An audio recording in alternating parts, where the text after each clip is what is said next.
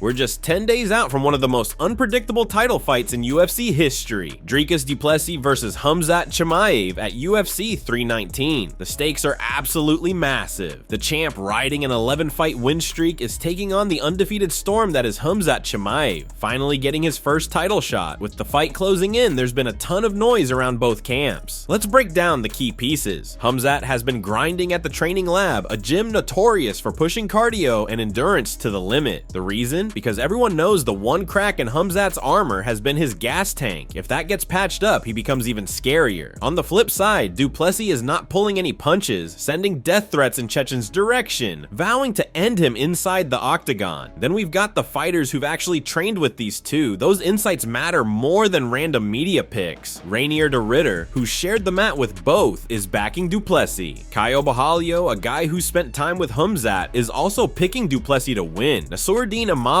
who's trained with Chimaev and was initially believed to be the backup for this fight, chimed in. Imavov addressed the confusion, shutting down claims that he was lying or trying to chase clout, and also made his prediction for UFC 319. Let's go over the interview, now translated from French into English. After I beat Adesanya, the only thing on my mind was fighting for the belt, but I found out the UFC had already promised it to Khamzat before that fight even happened, so instead they offered me to be the backup. I accepted it, but let's be clear, I didn't want to be anyone's backup. I wanted my face on the poster. Then the fight got pushed from June to August. That was too long. I wasn't gonna waste a full camp just hoping someone pulls out. That's the only reason Caio is now the backup. He's just taking my leftovers. If I didn't decline, he wouldn't even be in the conversation. To be honest, nobody remembers the backup after the fight happens. No one talks about them. As for Khamzat versus DDP, I think Khamzat finishes him in the first 2 rounds. But I get why people think Dricus has a chance if it goes long. His style is awkward and his cardio is strong. Still, I believe Chimaev ends it early. But honestly, I don't care who wins.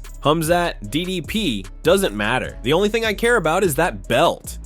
In a recent interview with Fox, Dricus Du Plessis laid out exactly how and why he believes he'll beat Khamzat Chimaev. DDP openly acknowledged he's not the best striker or the most elite grappler, but he prides himself on being the best at mixing it all together. And interestingly, he says he's fine with getting taken down by Khamzat, clearly hinting that his path to victory lies in pushing the pace and testing the Chechen's gas tank. That's exactly what most fans believe is the way to beat Chimaev, survive the early storm, and drown him in deep water. But not everyone's convinced that Khamzat's cardio is a weakness anymore. Big John McCarthy, speaking on his podcast today, said he believes that issue is likely fixed. Boers has been training with Coach Sam over at Training Lab, a facility known for turning monsters into machines, as we mentioned earlier. This championship fight is getting incredibly hard to predict. What about you, MMA fans? Can Khamzat hang in there with DDP for over 5 rounds? Who do you think wins this one? Drop your predictions in the comments below. Now, let's dive into what DDP said in that Fox interview. You know, with my style, that is a very, like I say, it's a very controversial style in the UFC. Unlike anything that most people have ever seen, it's only a benefit because it's proven to be effective, but then again, how do you prepare for that? How do you find somebody to mimic that? And that's at the end of the day almost my niche. You know, it's hard, close to impossible to prepare for me because I have this unique style that, you know, where do you find somebody to mimic it? Comes out obviously world-class wrestling, grappling, but you know, at this level of the sport, everybody's world-class. You know, this is not grappling or wrestling, this is MMA. And that's where I'm gonna exploit. We're not fighting for a wrestling title. We're not fighting for a grappling title. We are fighting for the UFC title. And that's where I am the best. I'm not the best wrestler, I'm not the best grappler or best striker. But when you put all of those things together, if you combine it and that's the sport we do, I am the best in the world. Rafael Fiziev just confirmed what's been circulating through the Russian MMA media. He dropped Khamzat Chimaev with a wheel kick during a 1-round sparring session. The lightweight contender, known for his elite-level striking and explosive kicks, spoke about the moment in an exclusive interview with Russian outlet Low Kick. The clip instantly made waves after being picked up by MMA Brotherhood, the MMA Inquirer, and Usha Teika, all reporting that Khamzat has been dropped during his camp for the upcoming Du Plessis fight. Now we know it wasn't just a rumor, it was a wheel kick and it was Fiziev who landed it. Let's roll the interview. quote, "Yeah, I respect him a lot, but I gotta say, he has some improvements to do. That flaw of his, those shifting side steps, everyone in their gym does them. They all do it. And often when they step to the side, they drop their hand and don't see the spinning strike coming. But when you sidestep, you always have to be ready for a spin. He did it several times, pretty carelessly. He'd drop his hands while stepping, and I knew I could catch him with that." А он зашагивает, и я знал, что его этим можно зацепить.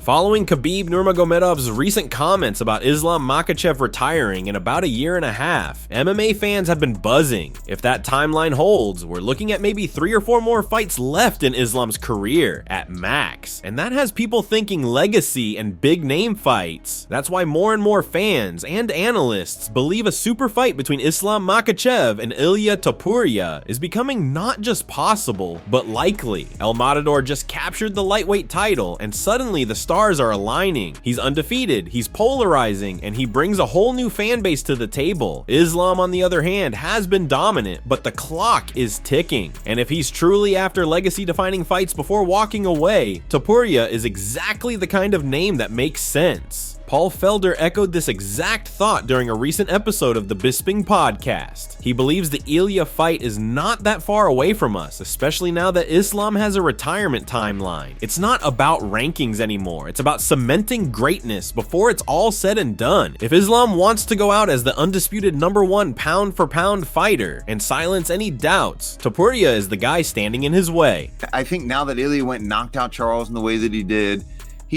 they put him #1 pound for pound over him. Now he's got reason. He didn't necessarily need it or have it when Ilia was moving up from featherweight. It would have been another featherweight. You can see his argument there. Now, Ilia's fought at 155 for the belt. He knocks Charles out.